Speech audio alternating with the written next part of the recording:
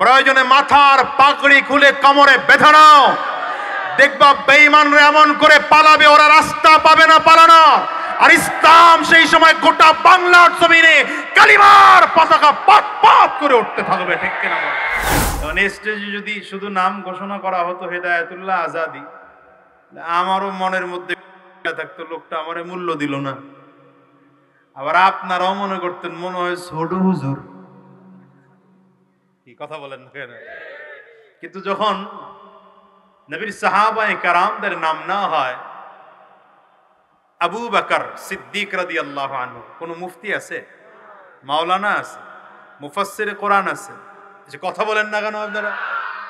মুহাদ্দিস আছে, মুফাসসির আছে, মুহাক্কিক আছে, কই ব্যাপার কি? তাইলে কি আবু বকর সিদ্দিক রাদিয়াল্লাহু আনহু আমাগর থেকে ছোট আলেম হয়ে গেছে নাকি? হ্যাঁ, আমার মতো 50 লক্ষ আলেমের ইলমকে এক পাল্লায় ওজন করেন, হ্যাঁ? আর আবু বকর সিদ্দিক রাদিয়াল্লাহু আনহুর একটা পশমকে ভিন্ন পাল্লায় ওজন করেন, সমান হবে? সেজন্য দেখবেন 2 নম্বর জিনিসের অ্যাডভার্টাইজ বেশি।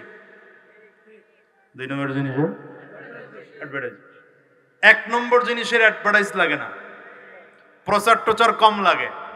কারণ 1 নম্বর জিনিস মানুষ খুঁজে বেড়ায়, আর 2 নম্বর থেকে পালাতে থাকে। এই জন্য এটা মানুষের কাছে খুব ভালো করে উপস্থাপন করতে হয়।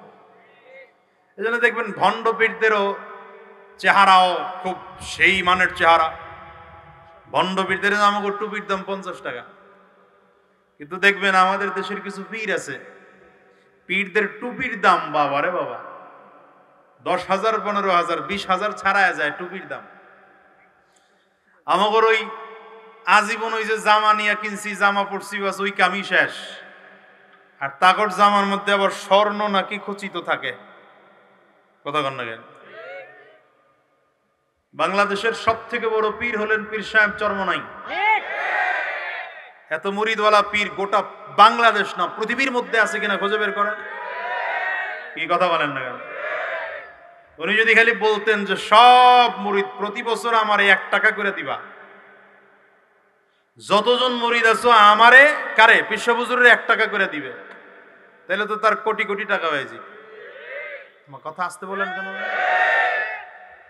আপনাদের কাছে কোনোদিন তার নিজের জন্য টাকা চাইছে? আপনি কি মনে করছেন তারা জন্মসূত্রে কম পয়সার অধিকারী? এক একজন জন্মসূত্রে কোটিপতি, বাপদাদা প্রত্যেক সূত্র থেকেই জমিদার, স্বর্ণের চামচ মুখে নিয়ে জন্মগ্রহণ করছেন। এরপরে এই মানুষটা এত সাদা সিধা চলে কেন?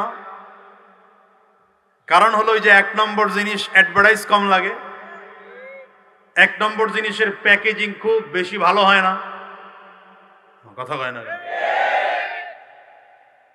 এখন আপনি বিচার করে নেবেন কে 1 নম্বর কে 2 নম্বর, আপনি হিসাব করে নেন, বিবেচনা করার দায়িত্ব আপনার।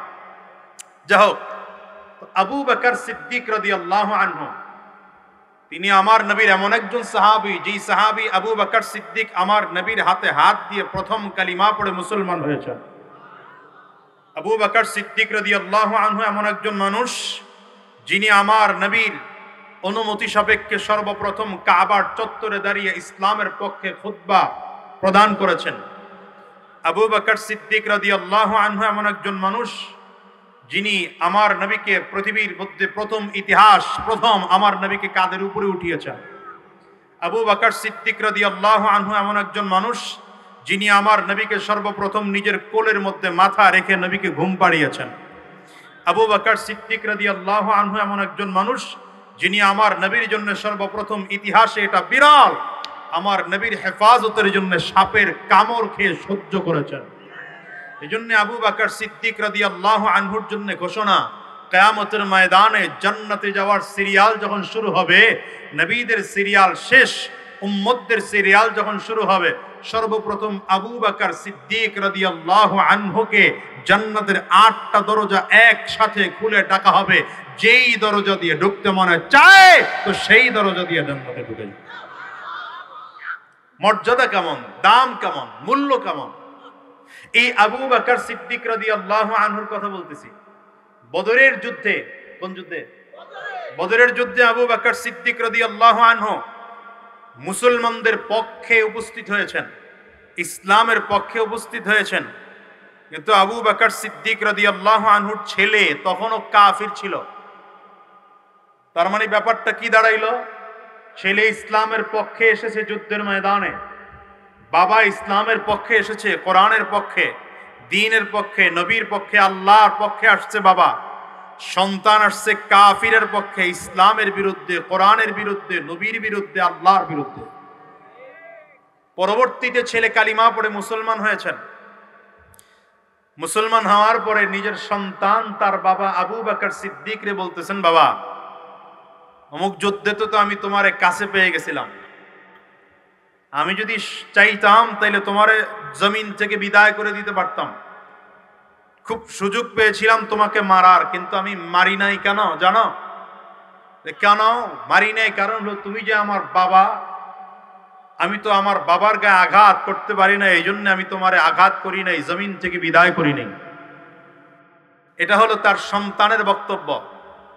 আবু বকর সিদ্দিক রাদিয়াল্লাহু আনহুর বক্তব্য কি? আবু বকর সিদ্দিক বলেন, তোমার কপাল ভালো যে আমি তোমারে দেখি নাই। তোমার কপাল ভালো, আমি তোমারে দেখি নাই। যদি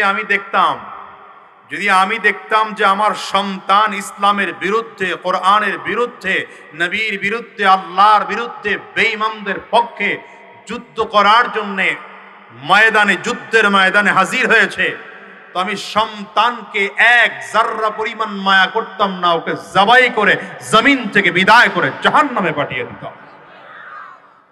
কি বুঝলেন? বুঝলেন কি?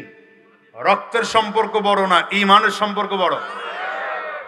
হ্যাঁ, রক্তের সম্পর্ক বড় না, ঈমানের সম্পর্ক বড়। ভালো করে বুঝেন তো। জি, আমার ফারুক রাদিয়াল্লাহু আনহু নবীজির মাথা আনার জন্য রওনা করছেন। আপনি চিন্তা করতে পারেন, এর থেকে বড় অপরাধী গোটা পৃথিবীর মধ্যে আর কেউ হতে পারে না, যিনি আমার নবীর মাথা নেওয়ার জন্য খোলা তরবারি কাদের মধ্যে উঠায় রওনা করছেন। সে আমার ফারুক রাদিয়াল্লাহু আনহু শুধু কালিমা পড়ে মুসলমান হওয়ার কারণে পরিবর্তন এই হয়েছে যে বদরের যুদ্ধে রাহমাতুল লিল আলামিন যখন হাত উঁচু করে দোয়া করতেছিলেন, সহিহ বুখারীর বর্ণনা, আল্লাহুম্মা ইন শি'তা আল্লান তু'বাদ, আল্লাহ আপনি যদি চান তাইলে আজকে গোটা জমিন থেকে, আপনি যদি চান যে গোটা জমিনের মধ্যে আপনার কেউ ইবাদত করবে না, কেউ আপনার সাজদা দিবে না, কেউ আপনার নাম নিবে না, তিনি মুসলমানদেরকে পরাজয় করিয়ে দেন, কাফিরদেরকে বিজয় দিয়ে দেন। এভাবে করে করে নবীজি দোয়া করতেছেন। দোয়ার স্টাইল ছিল কত কঠিন। আমার নবী দোয়া করতে করতে হাত সিনা বরাবর উঠিয়েছেন, দোয়া চলতেছে, হাত উপরের দিকে উঠতেছে, দোয়া যত হচ্ছে হাত উপরের দিকে উঠতেছে, হাত উঠে উঠে উঠে উঠে একদম পুরো হাত উঠে গেল। বর্ণনাকারী বলেন নবীজির হাত এত উপরে উঠেছে নিজের চাদর সরে গিয়ে বগল মোবারক দেখা গিয়েছে নবীজির। এবার শুধু বসা নয়, নবীজি ধীরে ধীরে দাঁড়াতে আরম্ভ করলেন। দাঁড়াতে দাঁড়াতে দাঁড়াতে দাঁড়াতে আমার নবী পুরো দাঁড়িয়ে গেলেন। শুধু দাঁড়িয়ে গিয়েছেন তাই নয়, পায়ের বুড়ো আঙ্গুলের মধ্যে ভর করে এত উঁচু হয়েছেন, মনে হয় যেন রব্বে করিমের আরশে আজিমে ঝুলে ঝুলে আমার নবী আল্লাহর কাছে দরখাস্ত করতেছে। এই হালাত যখন আবু বকর সিদ্দিক রাদিয়াল্লাহু আনহু নবীজির সামনে দাঁড়িয়ে নবীজিকে বুকের সাথে জড়ায় ধইরা দুই হাত নবীজির বুকের সাথে লাগায়া বলতেছেন, হাসবুকা ইয়া রাসূলুল্লাহ, যথেষ্ট হয়েছে হুজুর, আপনি আর কাঁদবেন না, আপনি যদি কাঁদেন আমরা সহ্য করতে পারি না। এই মুহূর্তে হযরত ওমর ফারুক রাদিয়াল্লাহু আনহু নবীজির সামনে দাঁড়ায় বলেন, পয়গম্বর আপনি টেনশন করবেন না, আমরা মুসা নবীর উম্মত না, আমরা মুহাম্মদুর রাসূলুল্লাহর উম্মত। হুজুর আপনার এই ৩১৩ জন থেকে যদি ৩১২ জন চলে যায়, আপনি একা সিপাহ সালার থাকবেন আর আমি একা আপনার সৈন্য থাকব।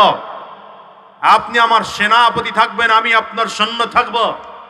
এই হাজারো বেঈমানদের বিরুদ্ধে আমি আমার একা যুদ্ধ করব, আপনার ডানে থেকে বামে থেকে সামনে থেকে পেছনে থেকে। জীবনে এক ফোঁটা রক্ত শরীরে থাকা সত্ত্বেও যুদ্ধের ময়দান ছেড়ে পালাবো না। রাহমাতুল লিল আলামিন জিজ্ঞাসা করেন, আবু বকর, ওমর এই সাহস তোমার কোথা থেকে হয়? তুমি কি হাজারের উপরে? আমার ফারুক বলেন, হুজুর আপনার কথাতেই তো সাহস হয়। বলে কি কথা হুজুর? আপনি তো বলেছেন যাদের মধ্যে ঈমান আছে ওরা জিন্দা, যাদের মধ্যে ঈমান নাই ওরা মুর্দা। কথা বলে না কেন? যাদের মধ্যে ঈমান আছে ওরা জিন্দা, যাদের মধ্যে ঈমান নাই ওরা মুর্দা। তো আমার একার মধ্যে ঈমান আছে, হাজারো বেঈমান হোক না, ওদের মধ্যে তো ঈমান নাই। তো যার মধ্যে ঈমান নাই ও মুর্দা। আমি একা জিন্দা হয়ে হাজার মুর্দার বিরুদ্ধে যুদ্ধের ময়দানে ঝাঁপিয়ে পড়বো, ভয়ের তো কিছু না। দেখেন না ঈমানদাররা যখন রাস্তায় নেমেছে, ঈমানদার যখন রাস্তায় নেমেছে, বেঈমানগুলো পালাতে পারে না, রাজপথ ছেড়ে পালানোর রাস্তা পায় নাই। কি কথা বলেন না কেন? জমিন থেকে হেঁটে যাওয়ার মতো সুযোগ হয় নাই, আকাশ থেকে উড়ে যাওয়া লাগছে। এটা ইমানদারের শক্তি। কয়জন ইমানদার নামছে? কয়জন নামছে? 50 লাখ? মোটেও না। 10 লাখ হিসাব করলে দেখবেন তাও না। হাতে গোনা 2, 4, 5 লাখ, হাতে গোনা 10 লাখ 20 লাখ ইমানদার নামছে। তাও তো সাহাবায়ে কারামদের ওজনের পাল্লায় মাপ দিলে সেই ঈমান টিকবে না। কি কথা বলেন না কেন? মোটামুটি ইমানদার নেমেছে তো 5 আগস্ট স্বৈরাচার দেশ ছেড়ে দল বল সহ পালাতে বাধ্য হয়েছে। কি বুঝছেন? বুঝলেন কি? বুঝছেন কি? এটা দিয়া গোটা পৃথিবীর মানুষকে শিক্ষা দিয়েছে, ইমানদার হও, বেঈমানদের চামচামি করো না, কাফিরদের দালালি করো না, বেঈমানদের দালালি করো না। ইমানি পাওয়ার নিয়ে শুধু ময়দানের দিকে আগাও, ইমানি পাওয়ার নিয়ে ময়দানে আগাও। প্রয়োজনে মাথার পাগড়ি খুলে কোমরে বেঁধে নাও, দেখবা বেঈমানরা এমন করে পালাবে ওরা রাস্তা পাবে না পালানোর। আর ইসলাম সেই সময় গোটা বাংলার জমিনে কালিমার পতাকা পথ পথ করে উঠতে থাকবে। ঠিক কিনা? বন্ধন দুইটা মনে আছে তো? রক্তের বন্ধন, ঈমানের বন্ধন।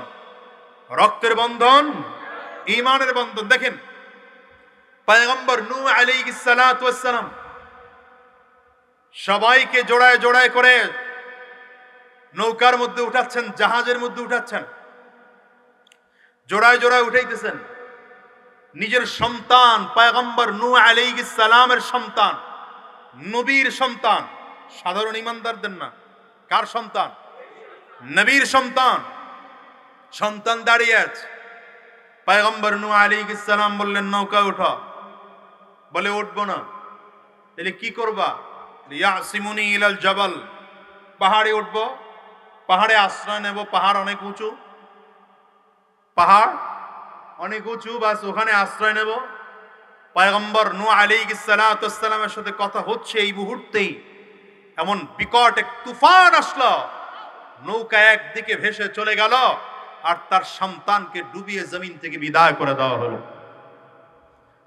পয়গম্বর নূহ আলাইহিস সালামের কষ্ট লাগতে পারে, নিজের সন্তানকে, ঔরস যার সন্তানকে আল্লাহ জমিন থেকে বিদায় করছেন, আল্লাহ তাআলা জানায় দেয় ইন্নাহু লাইসা মিন আহলিক, সে তোমার পরিবারের কেউ না। নিজের সন্তান পরিবারের কেউ না মানে বুঝেন না? মনে নিজের সন্তান ঔরস জাত সন্তান, সে পরিবারের কেউ না মানে ওই যে কথা, ওই একটা ঈমানের সম্পর্ক আছে তো মুহাব্বত আছে। ঈমানের সম্পর্ক টিকিয়ে রাখতে গিয়ে যদি রক্তের বন্ধন ছিন্ন করতে হয়, রক্তের বন্ধন ছিন্ন করতে হবে, ঈমানের সম্পর্ক টিকিয়ে রাখতে হবে। কি কথা বুঝেন না? মনে হয় ফিরআউনের স্ত্রী, ফিরআউনের স্ত্রী নাম কি?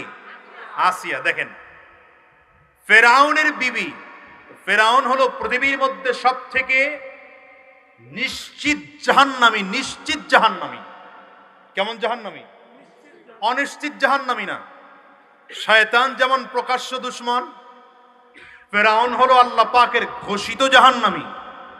আল্লাহ ওরে জাহান্নামী ঘোষণা দিয়েছেন, কারণ লাশটাকে যখন আল্লাহ হেফাজত করেন তখন আল্লাহ তাআলা বলেছিলেন আল-ইয়াওমা নুনাজ্জিকা বিবাদানিক লিতাকুনা লিমান খালফাকা আয়া, আল-ইয়াওমা নুনাজ্জিকা বিবাদানিকা লিতাকুনা লিমান খালফাকা আয়া। ফিরআউন রে, তোর লাশটাকে আমি আল্লাহ তাআলা হেফাজত করে রাখলাম, কিয়ামত পর্যন্ত তোর লাশকে হেফাজত করে রাখবো। কেন রাখবো জানো না? দুনিয়ার কোনো মমি করতে হবে না, আমি আল্লাহ তাআলা কুদরতি মমি করে তোর লাশটাকে ক্লিয়ার করে রাখবো। কোনো পানি তোর লাশ খাবে না, কোনো মাটি তোর লাশ নষ্ট করবে না, এমনকি পোকামাকড় পর্যন্ত তোর লাশের উপরে বসবে না, কেউ তোর লাশটা নষ্ট করবে না। তোর হাড্ডির সাথে চামড়ার বস্তুগুলো যখন লেগে লেগে শুকিয়ে কাঠ হয়ে যাবে, এমন অবস্থায় জমিনের মধ্যে মরা কাঠ হয়ে কিয়ামত পর্যন্ত মানুষগুলো তোরে দেখে দেখে শিক্ষা গ্রহণ করবে স্বৈরাচারের পরিণতি কেমন হয়, জালিমের পরিণতি কেমন হয়, স্বৈরাচারের পরিণতি কেমন হয়। আর যদি ফেরাউনের লাশ থেকেও শিক্ষা গ্রহণ করা না যায়, তাইলে 2024 থেকে শিক্ষা নেওয়া যায়। স্বৈরাচারের জন্য খানা দুপুরের ঠিকই পাকানো থাকে, না খাইয়া মামার দেশে পালাতে হয়। রাগ করলেন মনে হয়, কথাটা অসুবিধা হইতেছে। এই ফেরাউন হলো কাট্টা কাফির, প্রকাশ্য দুশমন। কিন্তু ফিরআউনের বিবি আসিয়া জান্নাতি, যে দুনিয়াতে থাকা অবস্থায় তাকে জান্নাতের খোঁজখবরী শুভ সংবাদ দেওয়া হয়েছে।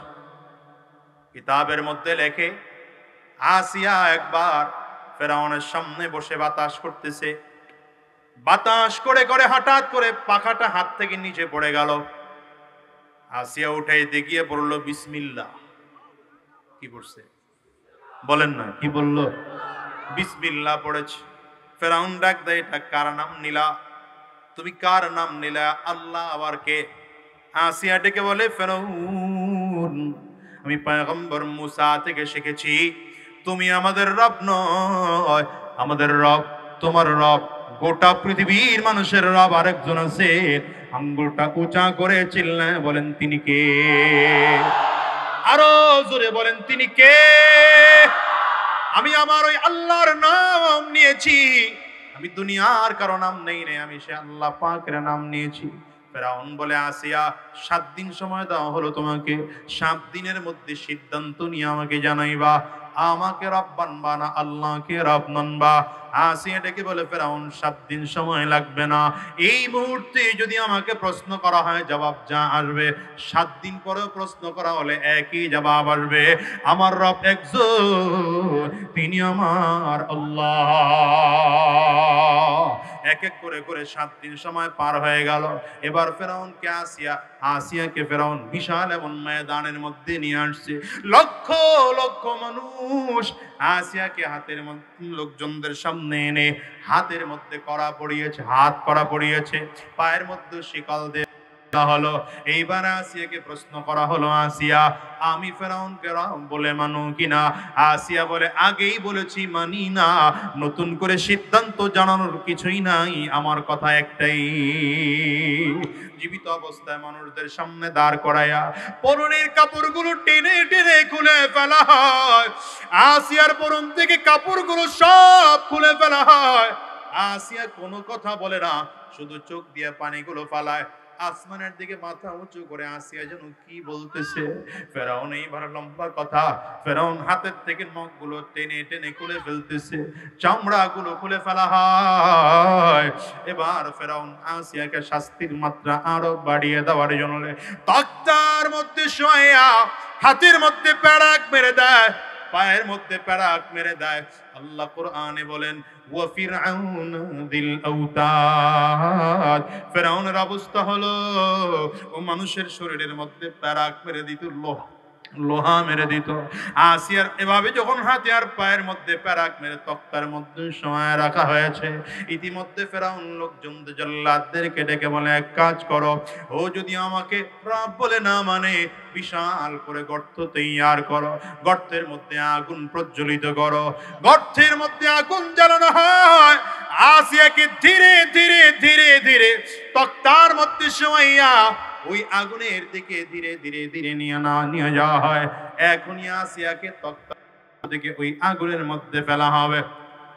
আসিয়া আগুনের গুহার দিকে তাকিয়ে ফেরাউনের দিকে আবার ফিরে তাকায়, আবার গুহার দিকে তাকায়, ফেরাউনের দিকে ফিরে তাকায়, মিচকি হাসি দেয়। ফেরাউন দৌড়ায় চলে আসছে, কি ব্যাপার, তুমি কি আমাকে রব বলে মেনে নিবা নাকি?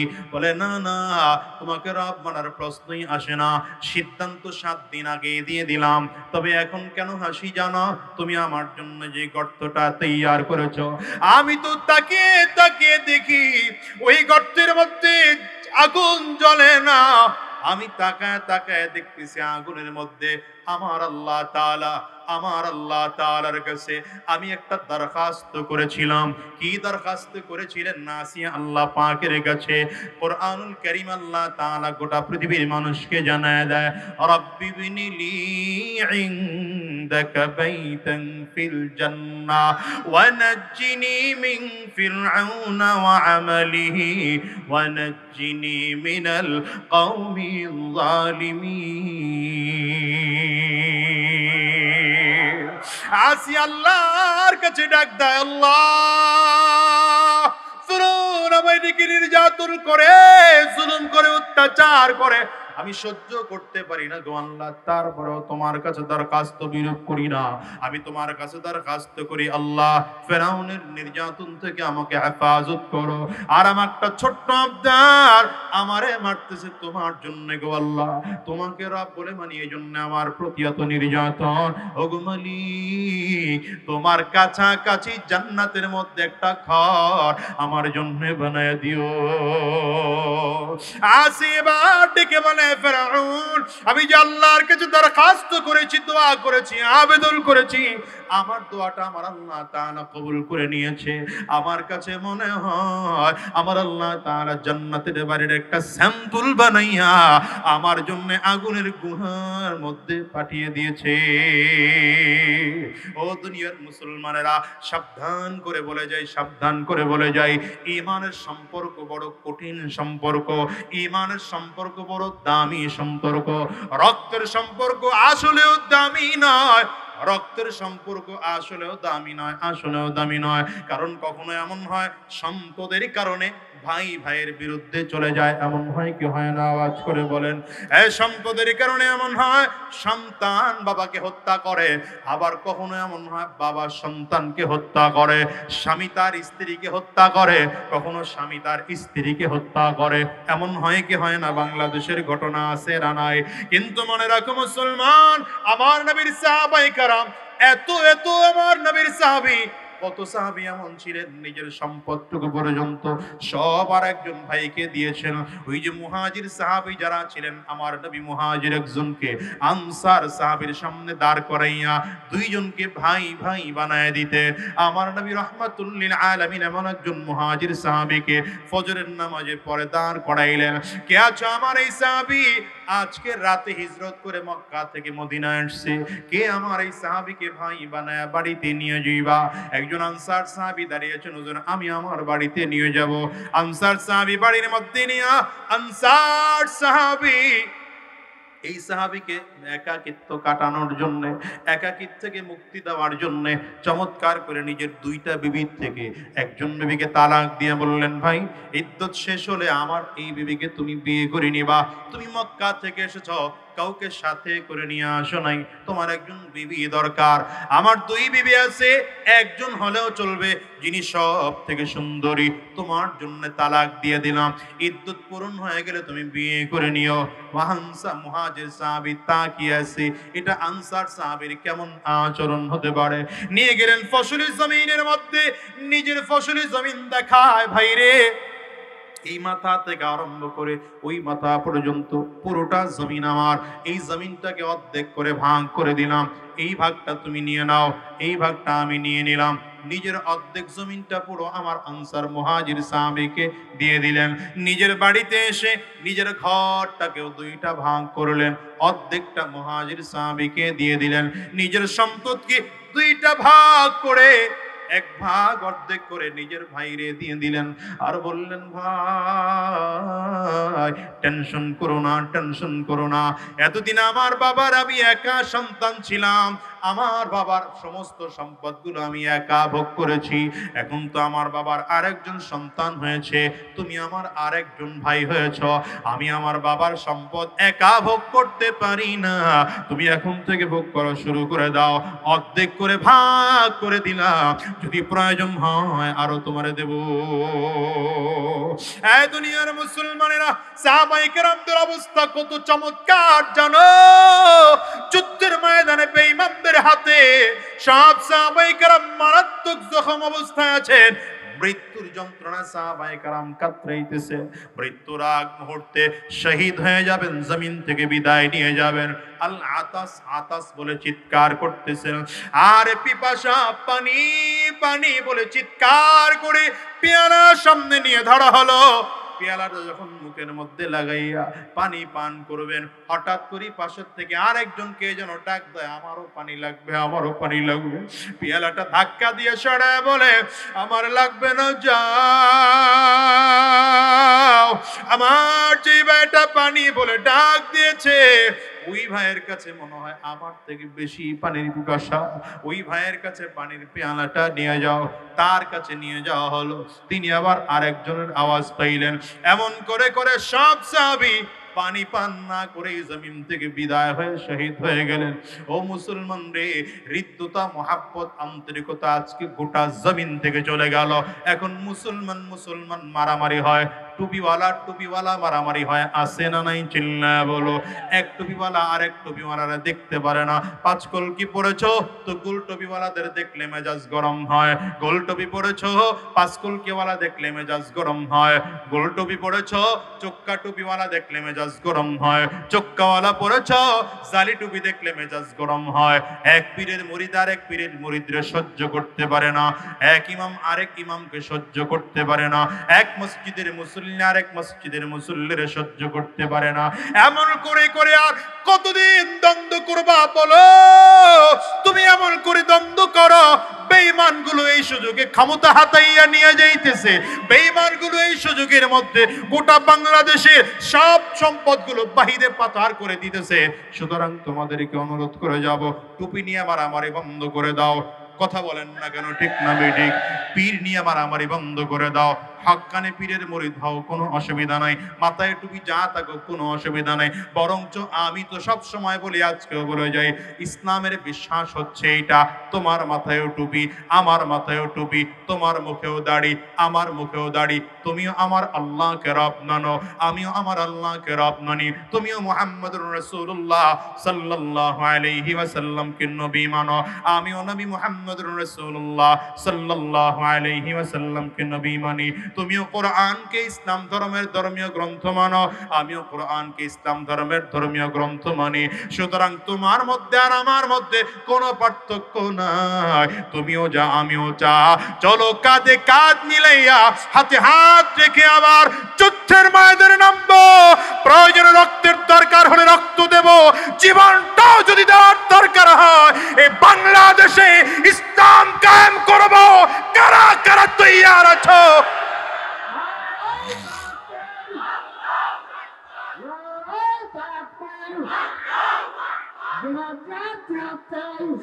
শোনো মুসলমান, শোনো মুসলমান, এখন আর ঘরে বসে থাকার সময় নেই, এখন কথা বলার সময়, ঠিক কিনা আওয়াজ করে বলো।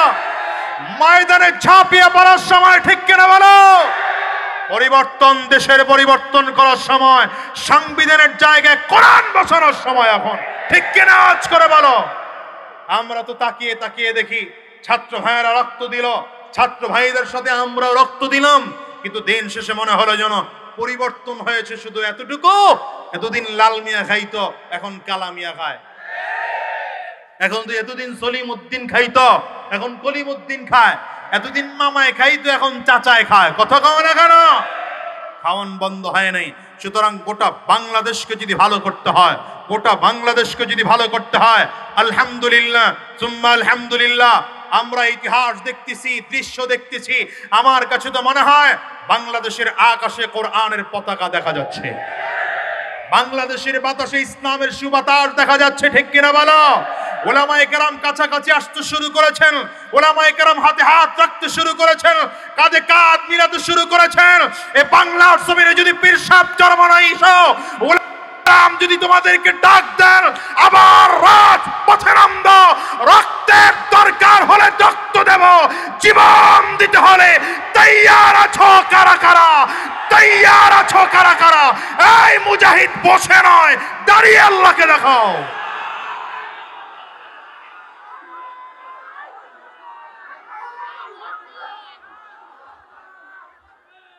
অসুবিধা হয় দুই হাত ভালো করে উঁচা করেন, ভালো করে উঁচা করেন। হাত কারো নিচের দিকে থাকবে না, হাত উঁচা করেন, দুই হাত উঁচা করেন, হাতগুলো মোট করেন।